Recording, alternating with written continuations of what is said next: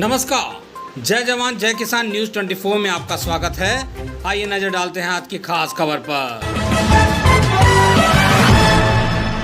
जिला मैनपुरी में Shri Satanand inter college रठेरा में स्थित है।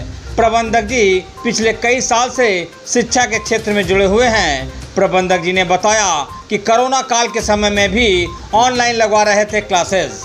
प्रबंधक जी ने कहा कि शिक्षा उस शेरनी का दूध है जो पिएगा वो दहाड़ेगा। उन्होंने कहा कि बच्चों के ऊपर कोरोना के वास्ते विशेष ध्यान दिया जा रहा है। प्रबंधक जी ने कहा कि अपने जीवन में सिर्फ शिक्षा को आगे बढ़ाने के लिए हमने ये कदम उठाया है। प्रबंधक जी ने कहा कि कोरोना के बाद से स्कूल में लगवा रहे हैं एक्स्ट्रा क्लासेस। देखिए जिला मैनपुरी से संपादक कुमार गौरव के साथ मोहित की एक खास रिपोर्ट।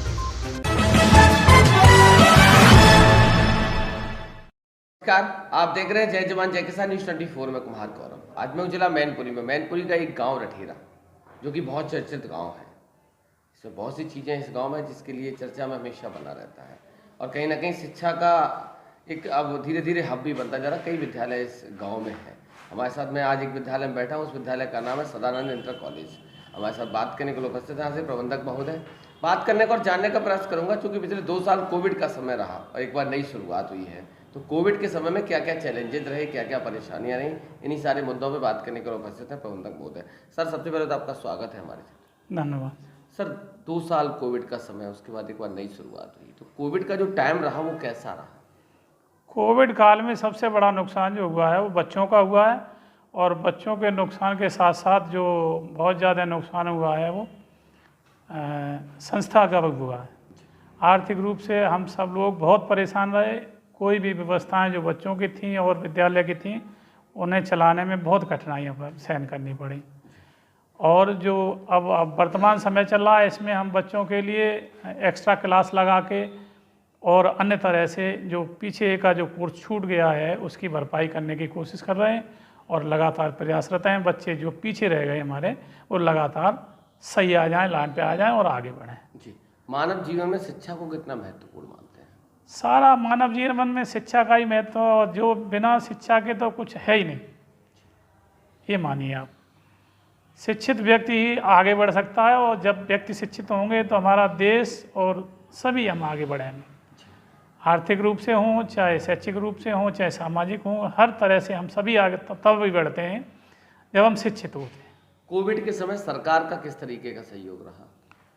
सरकार का सहयोग काफ़ी रहा। जैसे खाने पीने का इंतजाम था, सरकार लगातार करती रही, तो वो तो अच्छा रहा उसका इंतजाम। जी, पेरेंट्स के लिए क्या संदेश देना चाहते हैं?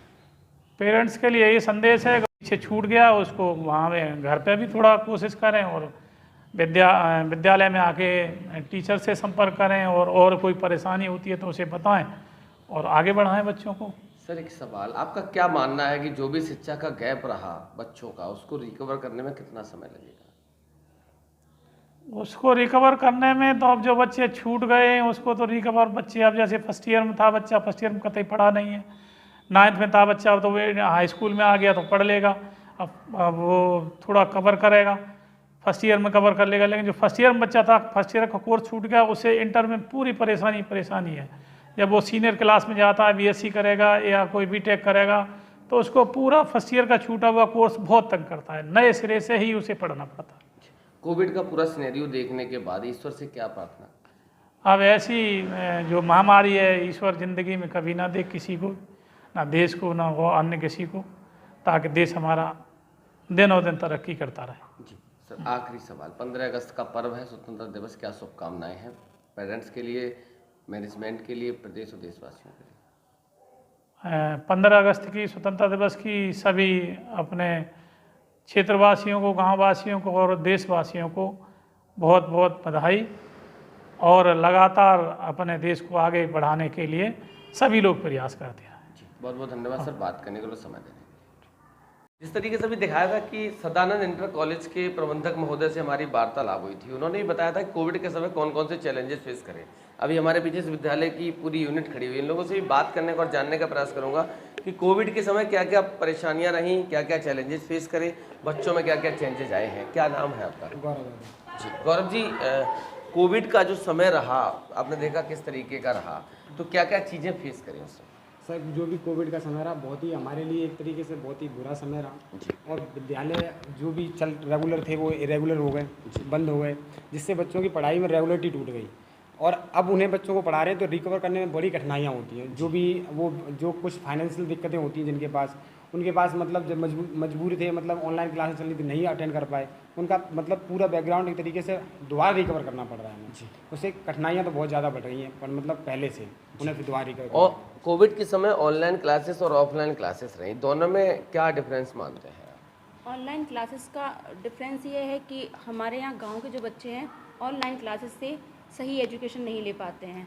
उनका क्या है कि ऑफलाइन पढ़ा के उन्हें जो चीज़ समझ आती है ऑनलाइन वो पढ़ने के बजाय फ़ोन में गेम वगैरह में लग जाते हैं। उन्हें ऑनलाइन पढ़ाई में कोई इंटरेस्ट नहीं रहता है। कहीं ना कहीं मोबाइल का मिसयूज बहुत ज़्यादा, मोबाइल का मिसयूज करते हैं, पढ़ाई लिखाई पे ध्यान नहीं देते हैं। बच्चों में क्या क्या चेंजेस महसूस करें? बच्चों में ये क्योंकि उन्होंने जो माहौल जो एक था ना स्कूल में आने का, रेगुलरिटी वो इरेगुलरिटी हो गई, ठीक है। पेरेंट्स ने ज़्यादातर बच्चों पर नहीं ध्यान दे पाया और घर में जो एक्टिविटी जो बच्चे करते थे उन पर नहीं ध्यान दे पाया, तो बच्चे इरेगुलर हो गए और उनके अंदर जो पढ़ाई का कैरिकुलम था वो कहीं ना कहीं मिसमैच हो गया और सब इम्बैलेंस हो गया एक तरह से। जी, हमारे साथ और भी लोग हैं, उनसे भी बात करने का प्रयास करूंगा। क्या नाम है आपका? गौतम यादव। जी गौतम जी, बच्चों कोविड के समय पर्सनली क्या क्या चीज़ें फेस करी, क्या क्या चैलेंजेस रहे?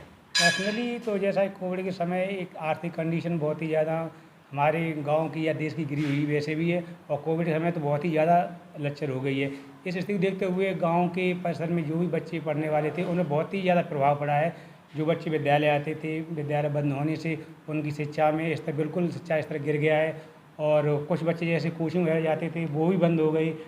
जी, पेरेंट्स के लिए क्या सजेशन है कोविड का पूरा सिनेरियो देखने के बाद? यही सजेशन है कि कड़ी मेहनत करके हम बच्चों को आगे बढ़ाने की फुल कोशिश करेंगे। जो दिक्कतें हैं उनसे उनका सामना करेंगे डट के। जी, जिस तरीके से पूरी यूनिट ने बताया कि कोविड के समय क्या क्या चैलेंजेस रहे, हमें आशा है, उम्मीद है कि आप लोग अपना 100% देंगे, जिससे कि शिक्षा का जो भी गैप रहा उसको रिकवर करने में आसानी हो और संस्था जिस पोजीशन पे 2 साल पहले थी उसी पोजीशन पे आसानी से आ जाए। न्यूज़ 24 की तरफ से आपको आने वाले स्वतंत्रता दिवस की बहुत बहुत बधाई, बहुत बहुत शुभकामनाएं। धन्यवाद। पल पल की खबरों को देखने के लिए चैनल को लाइक, सब्सक्राइब और शेयर जरूर करें।